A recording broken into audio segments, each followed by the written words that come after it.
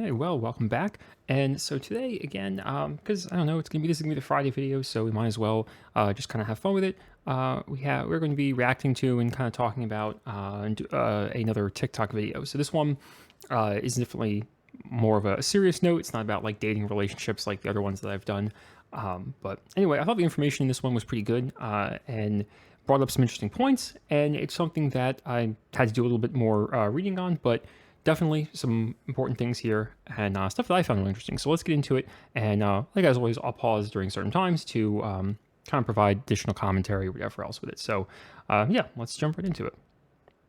The true crime community hating me. So today we're going to talk about how your fear of strangers is actively destroying democracy.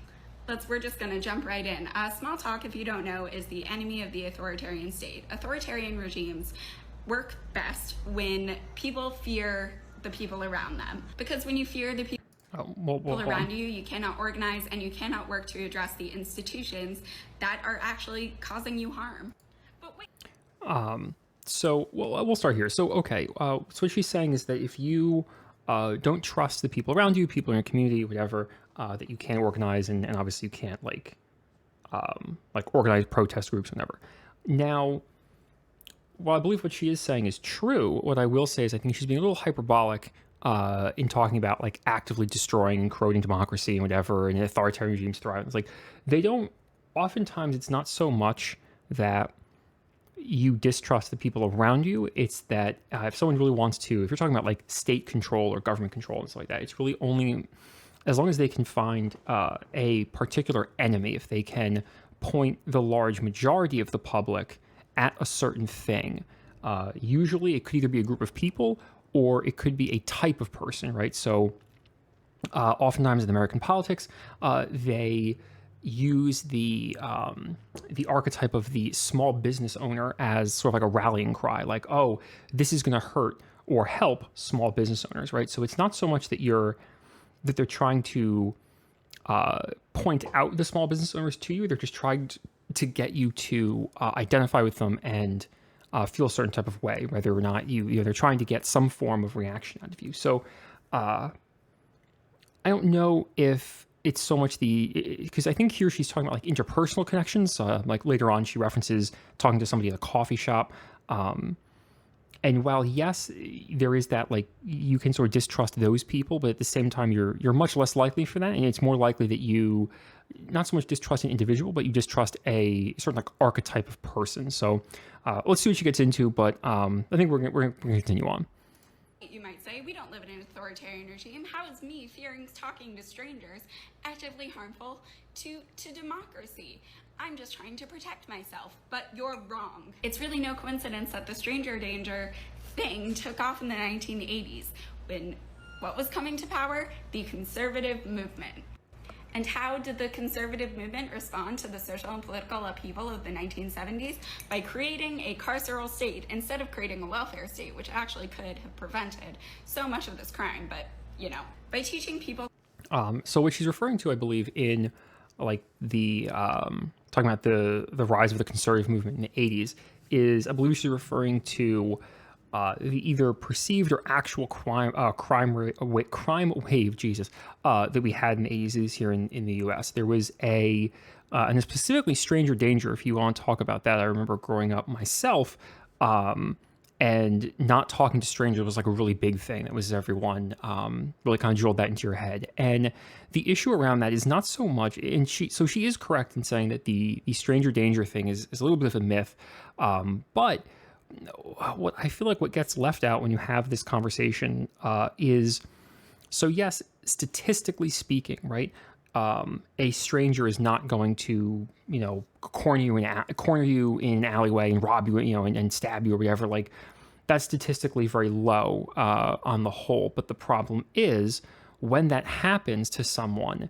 it is sort of disproportionately reacted to. So in the 80s, in 70s and 80s, in the US at least, there were a few high-profile kidnappings that were done by strangers. And even though statistically your child is more likely to be kidnapped by a parent or another family member or something like that, someone they know, or someone that you are either related to or know intimately, because the kidnapping by a stranger is so rare, it's what makes the news, right? People talk about it more because it is so shocking, so it gets more attention. Therefore, in people's minds, putting it and saying, oh, this is something that happens, this is something I need to be afraid of. And of course, every parent, if you talk to any parent, like, and you talk about like losing their child or something, of course, that'd be devastating, right? So that's part of the thing. I like, yes, while statistically she may be right, I think that like emotionally she's wrong in terms of that people are going to more emotionally have a stronger reaction to these like outliers and these the quote, you can call them like horror stories, right? Like the worst case scenario. They're gonna have a bigger reaction to that. So they're in people's mind more often. So that's where I think that comes from. I don't think it necessarily comes from the conservative. I mean, yes, there was, I guess, more conservatives came out in the 80s and stuff with like Reagan and everything, but I don't think that's solely the reason for it. I think a lot of it was just there were certain high profile criminal cases that could come out, and that's what people were hearing. That's what was on people's minds. But anyway, let's keep going. To fear the mythical other, Reagan and his cronies actually just created a lot of social distrust. Social distrust makes it much harder to organize and like I said before, address institutions that are harmful. And who are the victims of this othering? It's people of color. It's marginalized populations. It always is. And honestly, on a platform as liberal as TikTok, it's so infuriating to see the amount of carceral feminism that people perpetuate while also trying to like talk about anti-racism. Like, you cannot be anti-racist and pro-socialist while also reinforcing carceral feminism and the fear of talking to strangers. Because the reality is that most people are good and most people have absolutely no interest in hurting you. So she's probably gonna go into some statistic things now. So again, I think what happens is that the issues that are fresh in people's minds and the things that people give more attention to are those outliers, are those bigger high profile cases. I believe it was Ted Bundy, the famous, well-known serial killer, who would fake an injury to get people to help him. He would often put his arm in a sling. At least I believe it was Ted Bundy. I think would put his arm in a sling and then had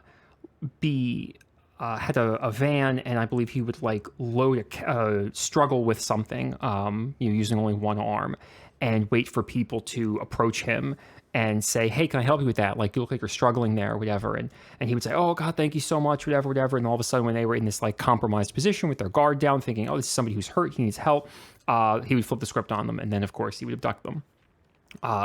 So unfortunately, even though that is a huge outlier, right? That's not something that you see very often. It's not something that's very common at all, right?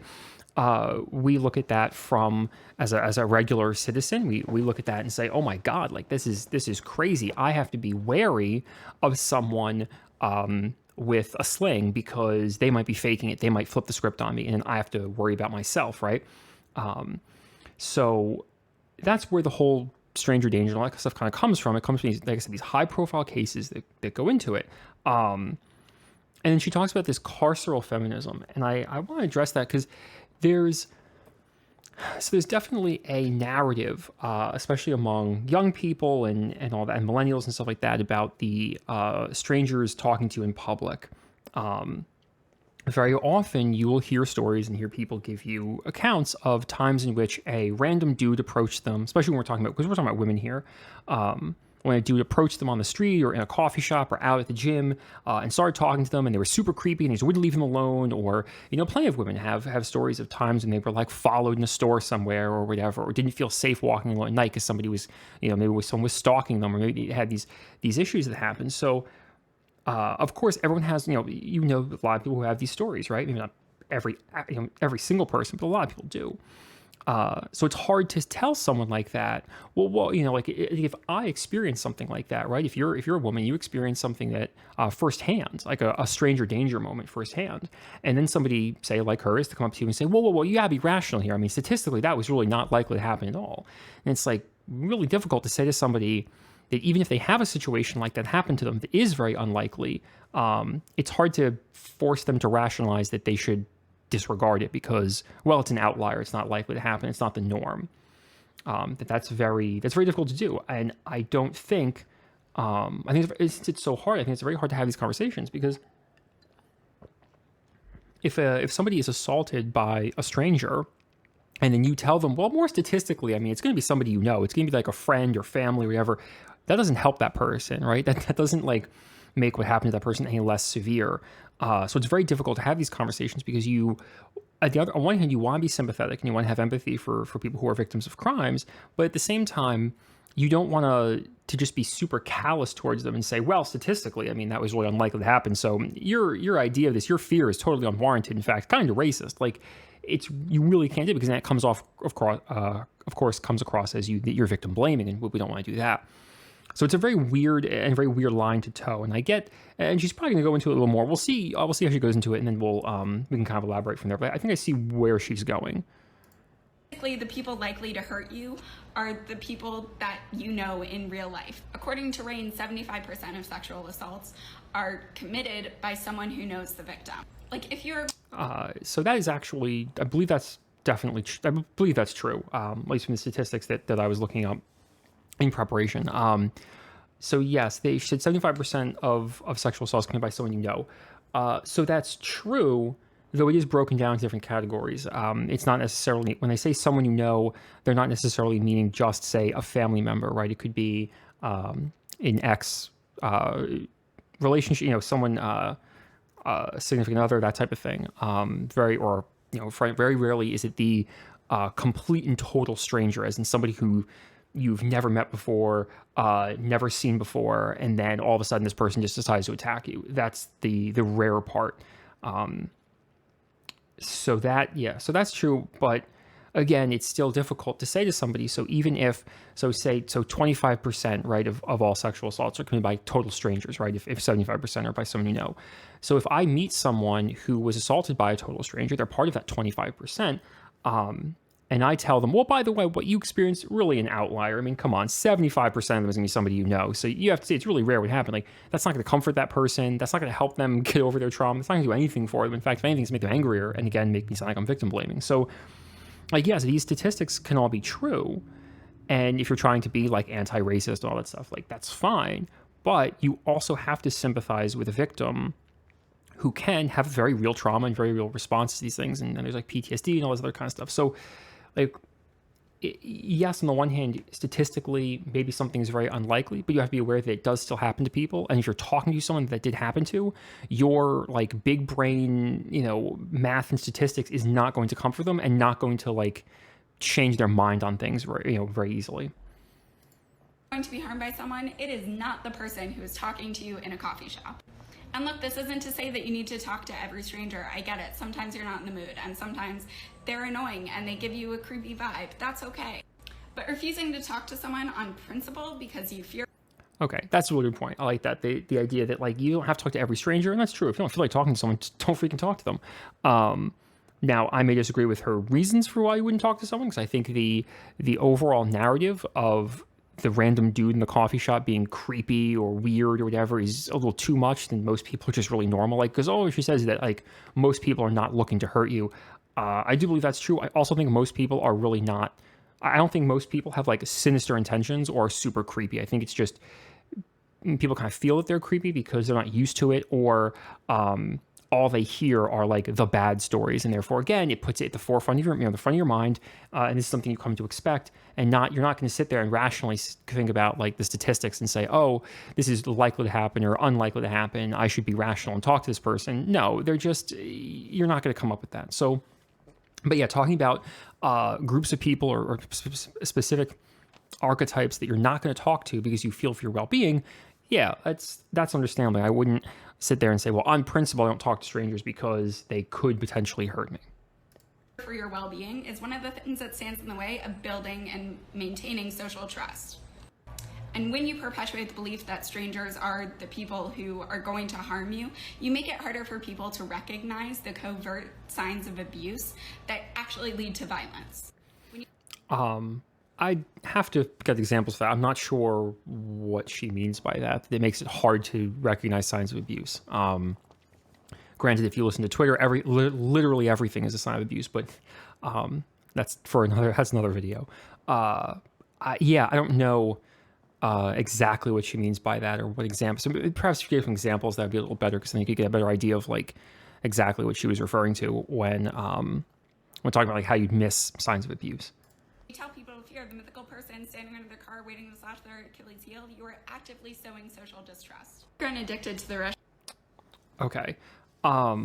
Yeah. So again, the problem is it's these outlier cases, and it's not so much it's mythical in a sense that it's not likely to happen to you, but in the other sense that since it did happen at one point or has happened to someone or could happen, very likely, it puts the idea in someone's head. Now they're kind of always like on the lookout for it, right? And a lot of stuff too gets very overblown, right? I've seen so many posts on social media and Facebook and stuff where it's like, oh, if you see a white piece of paper stuck in the door of your car, leave the area immediately because it's like, oh, that's a sign of sex trafficking, whatever. And like, these are like the craziest things. And it's usually like, if there's an easterly wind on a Tuesday, it's slightly overcast, and then that might be sex trafficking. Like, if you ever read these things, they're actually super crazy, and people believe these. People get really overblown by that, but because there is just this idea that apparently some strange, there's this elite, hidden, super secret ring of sex traffickers that are just patrolling shopping center parking lots all across America looking for victims. And even though that may not be the case, it's all it has to do is happen to one person somewhere once. Somebody hears the story of it, and now they're just super worried. And everything they do in life is to protect themselves from that.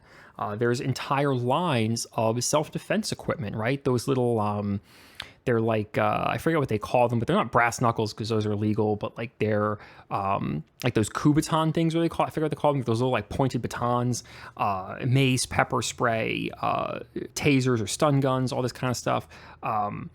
All of these things are marketed at keeping you safe from the random stranger, the random attack that happens. And especially there's a ton of them that are actually specifically marketed towards women, right? We all know someone who has the little knife that's in the shape of like a lipstick container, or the pepper spray that just looks like a really large pen. I'm sure there's plenty of others, but so yeah, there's entire industries built up to protect women from these random attacks or random strangers.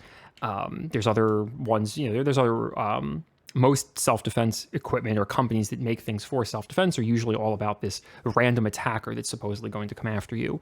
And of course, but the problem too is the narrative around this is pretty reasonable on the surface, right? Because it's like, oh, well, it only takes one time, right? So why don't you protect yourself or have the ability to protect yourself all the time? Because then that one in a million chance, even if it is 1 in a million, then you have that chance to protect yourself. You're able to defend yourself, whatever. So that's kind of what they prey on, and sort of the story that gets woven time and time again. But too, it's a lot of people always think it's, well, I don't want it to be that 1 in a million chance. I don't want that one time to happen. So unfortunately, people do. They continue with that narrative and that mindset of, this random stranger is going to attack me, so therefore I better protect myself or be prepared to protect myself. But I understand a lot of what she's saying, and it is good information. It's definitely worth talking about. It's just a very difficult conversation to have, because if you're talking to somebody who was a victim of a crime, their view is going to be so slanted that it's going to be very hard to tell them that they're being irrational, right? So hopefully you got something from this. Hopefully it's maybe a good talking point. I don't know. But with that, I think we're going to end here. Let me know in the comments what you think about this. Do you think there is a way to reconcile the victim and statistics, and how to sort of change people's mindset to be more rational and objective when looking at these things, rather than thinking about, say, a personal story that may be rather unlikely? Or do you think it's just impossible? I don't know. Maybe we can. Maybe just it's human nature to think like this. But anyway, well, I hope you enjoyed it. I definitely learned a lot. It was a good talking point. So yeah, I will see you all next time.